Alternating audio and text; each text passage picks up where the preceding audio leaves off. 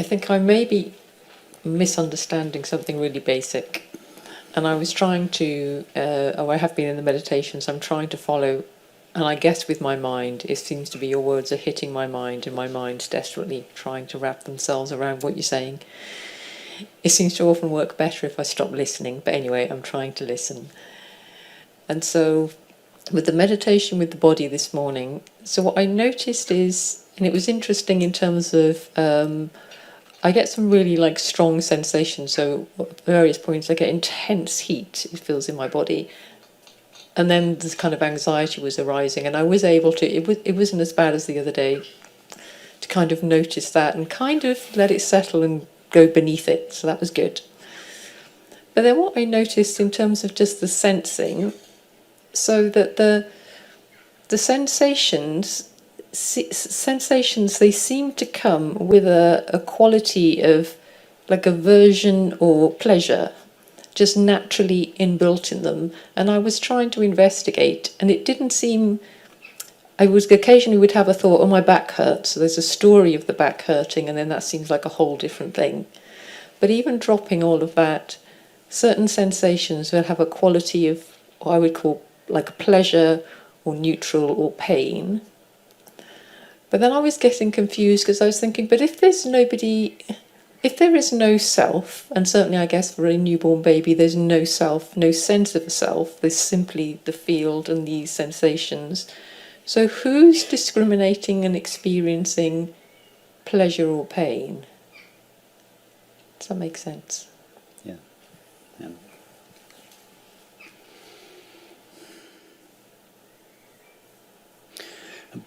Pain is not. Let's just take the example of pain.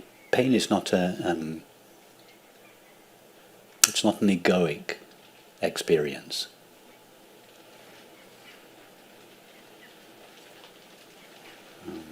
If the Buddha had had an abscess under his tooth, he would have experienced pain.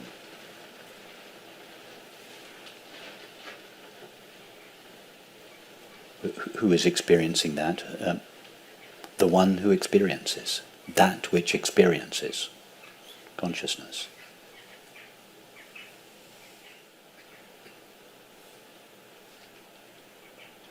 But what's interesting in these meditations on the body or on sensations is to see that the pleasure and pain,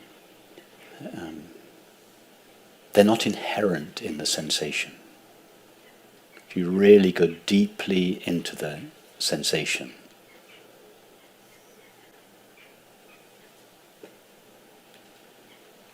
if you stay with the sensation long enough and go deeply into it, the longer we stay with it, the more neutral it becomes. It doesn't actually become neutral, but the layers of the conceptual layers that we add to the experience fall away. For instance, this morning, the interpretation of the experience of weight, the interpretation of my legs on the chair. My legs on the chair. That's a concept that's added to the sensation.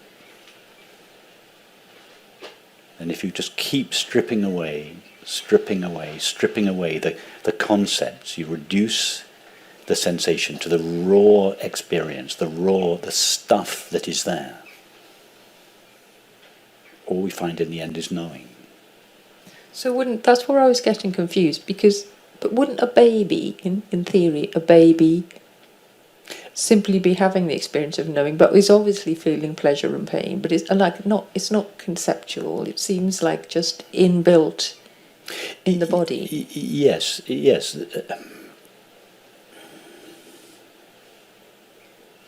Yeah, you'd still, the baby would still feel pleasure and pain, but if you go deeply into the experience of pleasure and pain until you just experience the raw stuff it's made of,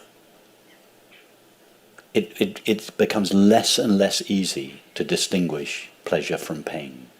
You go deeply into it. It becomes more and more neutral. It becomes more, not neutral, it becomes more and more transparent. It begins to lose its qualities.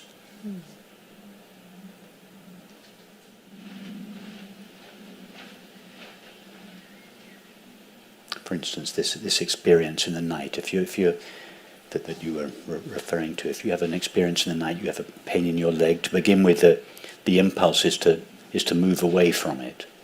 But if you don't do that, if you stay with it, if you go deeply into the experience itself, it becomes more and more bearable. We normally think it becomes more bearable to the extent to which I'm able to avoid it. Actually, the opposite is true. It becomes more and more bearable to the extent to which I'm able to go deeply into it.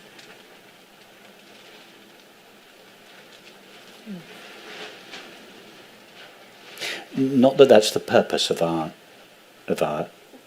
exploration. The purpose of our exploration is to find out what the actual experience of the body is made of, what it's made of in our experience.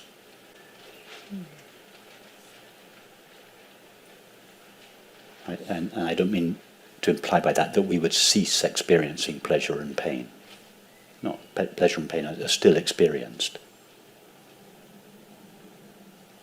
That they're not egoic experiences.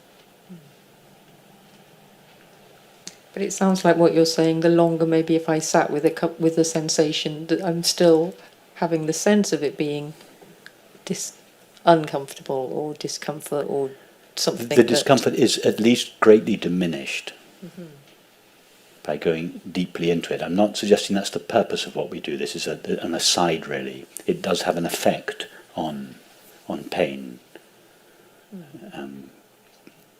The more deeply you go into it, the more it loses its uncomfortable quality. I'm not suggesting it would disappear completely, but it loses a certain amount of its discomfort. That would be a byproduct of this understanding. It's not the purpose of what we were doing. The purpose of what we were doing was to discover what the body is actually made of in our experience. Mm-hmm.